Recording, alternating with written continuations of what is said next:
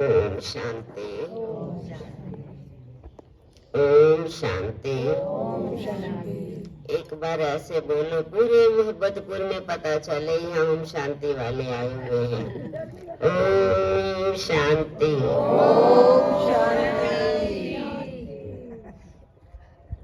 क्योंकि हमारा स्वधर्म ही शांत है और शांति धाम के ही हम बच्चे रहने वाले हैं। इसलिए बाबा ने मंत्र भी पक्का ये कराया ओम शांति का। कोई भी परेशान आत्मा है, कोई समस्या से घिरी हुई है और हम कह देते हैं कि ओम शांति शांति शांति, तो वो आत्मा भी शांत हो जाती है।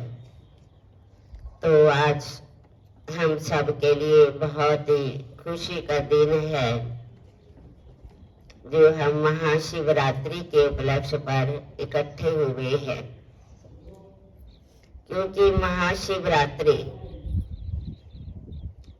किसी भी त्योहार के आगे, किसी भी उत्सव के आगे महाशब्द नहीं आता है।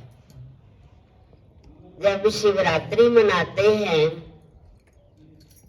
तो महाशब्द आता है और इसकी बधाइयां देते हैं और बड़े जोर शोर से करते। इस दिन विशेष महत्व है 2-3 बातों का। वैसे तो दीपावली, नवरात्रि और शिवरात्रि, इन 3 शब्द के पीछे रात्रि शब्द आता है। तो वो क्या है, जब हम शिवरात्रि आती है तो एक दूसरे के अंदर भावना भी यही होती है, हम आज शिव के मंदिर में जाएंगे, कावड़ लेकर के आएंगे, कितनी भावना होती है। और जब शिव जी के मंदिर में जाते हैं तो हम क्या करते हैं, शिव जी पर जल डालेंगे, है नी, घंटा बजाएंगे। और आपने देखा होगा शिवलिंग के ऊपर एक और भी घंटा सा होता है, घंटा क्या कहे, कलश ही कहे, जो शिव जी के ऊपर बूंद बूंद बूंद बूंद टपकता रहता है। कलश होता है, कलश।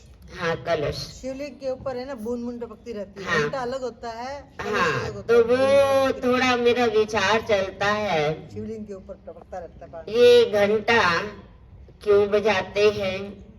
और आपने देखा होगा कहीं कहीं काजल में भी है, बहुत बड़ा नगाड़ा भी है, देखा होगा कोई गया है तो कितना बड़ा पड़ा है, वो नगाड़ा भी बजाते हैं। बिजली से सिस्टम हो गया। तो ये ऐसा क्यों करते हैं, अर्थ तो होगा ना कोई। यानी घंटा अर्थात समय की पहचान। घड़ी लगाते हैं ना तो समय का पता चलता है। तो भगवान भी अब घंटे बजा रहा है कि जागो। हम जगाते हैं शिव जी को, वो तो सोया हुआ नहीं है, निराकार है। वो हमें समय की पहचान देता है कि अब जागो, समय बहुत कम है। यदि हम इस समय को महत्व देते हैं, भगवान के निर्देश अनुसार चलते हैं, तो समय भी हमें महत्व देता है। शायद मैंने कहानी सुनाई होगी छोटी सी समय पर। कहते हैं कि 2 सन्यासी थे, तो रेलवे स्टेशन पर बहुत लोग भी खड़े थे। एक सन्यासी इधर से जा रहा है, एक सन्यासी उधर से आ रहा है। जैसे देखो, हम किसी को मिलते हैं तो कोई राम राम कहता है, कोई जय श्री कृष्ण कहता है, कोई प्रणाम कहता है, अपनी अपनी भावना है। तो लोगों में ये चर्चा होने लगी, देखे ये सन्यासी आपस में कैसे मिलते हैं, क्या बोलते हैं। लेकिन वो तो अलग ही था कुछ। वो सन्यासी दूर से आ रहा है, वो सन्यासी इधर से जा रहा है। तो सन्यासी जो आ रहा था उसका एक कदम आगे एक कदम पीछे, तो जो जा रहा था उसका मुख ही खुला रह गया। तो जैसे चर्चा करने लगे ये क्या होता है, तो बताया, किसी ने हिम्मत रख के पूछ लिया कि ये क्या है आपका मिलन। तो कहा पता नहीं आगे कदम बढ़े ना बढ़े, शरीर ये छोड़ सकता है, समय का कोई पता नहीं है। दूसरे का मुख खुला था, पता नहीं अगला श्वास आए ना आए, तो कोई पता नहीं है। तो भगवान भी अब हमें ये चेतावनी दे रहे हैं कि बच्चे अब समय कम है, समय को पहचानो, नहीं तो बाद में बहुत पछताना पड़ेगा। घंटी हमें ये चेतावनी देती है। दूसरा, जो कलशा होता है उसमें जो टपक टपक होता है पानी का, यानी शिवलिंग के ऊपर। वो भी बूंद बूंद भगवान हमें आकर के जो ज्ञान की बूंद बूंद दे रहा है, वो बूंदे हमें अपने जीवन के अंदर धारण करनी है। दुखी आत्मा, प्यासी आत्मा, जब हम भगवान का ज्ञान स्मरण करते हैं तो हमारी आत्मा को शांति आती है, तो वो प्यास हमारी बुझती है। दूसरा, हम जागरण करते हैं। देखो आज साल के अंदर हम देखें 365 दिन होते हैं, ना, ये सबको पता होगा। तो 365 दिन में तो 365 ही रात्रि भी तो आती है, दिन भी आता है, लेकिन हम एक दिन कोई महत्व देते हैं। वो शिवरात्रि है, आज हमने मना ली, आज हमने जागरण कर लिया। इवन की किसी को नींद भी आ रही होती है जागरण में, तो भी एक दूसरे को ना जगाते हैं, भी आज का शुभ दिन है, आ भाई ना भी जागो। लेकिन वैसे कोई जागता है तो उसको क्या करते हैं, इसको नींद की गोली दे दो, सुला दो, कहते हैं ना, और इसको भाई कोई ना कोई यानी दवाई वगैरह दे दो। लेकिन जब ये जागरण करते हैं तो कहते हैं इसको भी कोई सो भी रहा है, आलस भी कर रहा है, तो अब इसको उठाओ, जगाओ नहीं। सोचने की बात है, क्या हम 364 दिन कुछ भी करें, सोए, कोई पाप कर्म करे, कोई चोरी डाका हम करें, क्या उसकी हमें छुट्टी है? क्या एक दिन के लिए हमें छुट्टी नहीं है? हमें पाप नहीं करना, हम आत्माओं को पावन बनना है, क्या सिर्फ एक दिन के लिए? एक दिन के लिए नहीं। हम खाना खाते हैं भूख मिटाने के लिए, पानी पीते हैं प्यास बुझाने के लिए, तो क्या एक दिन के लिए होता है क्या? नहीं ना। हम रोटी कितनी बार खाते हैं, भूख लगती है। तो परमात्मा अब आकर के शिव पिता परमात्मा ब्रह्मा के द्वारा हमें आकर क्या बताते हैं कि बच्चे एक दिन नहीं, शिवरात्रि अर्थात शिवरात्रि के साथ शिव जयंती भी कहते हैं। शिव जयंती अर्थात जन्मदिन, रात्रि अर्थात रात्रि।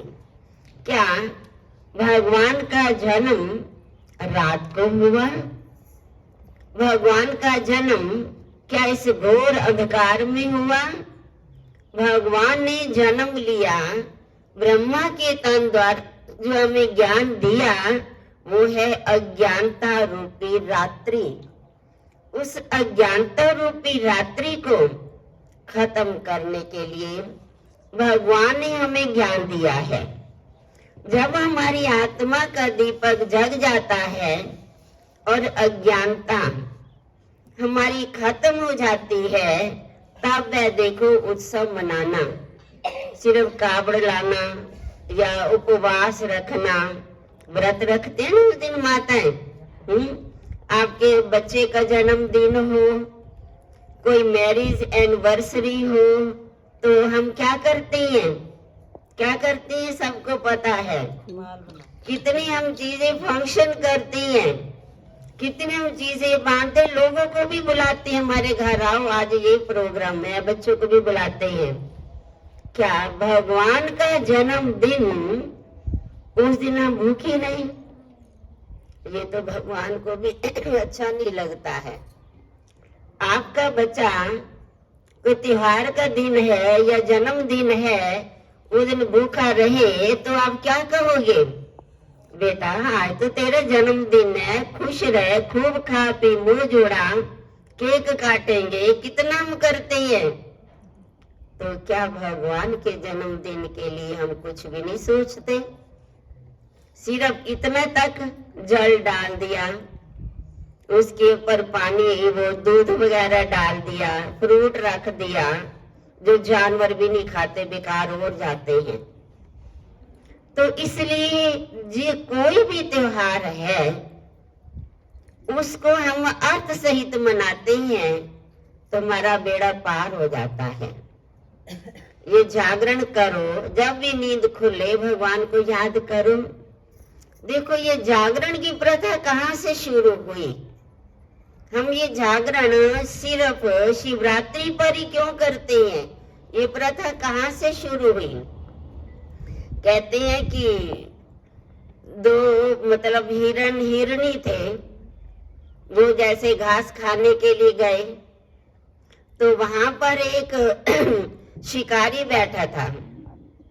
तो शिकारी ने कहा मैं आपका शिकार करूंगा, मतलब हिरण हिरनी को कहा कि मैं आपका क्या करूंगा, शिकार करूंगा।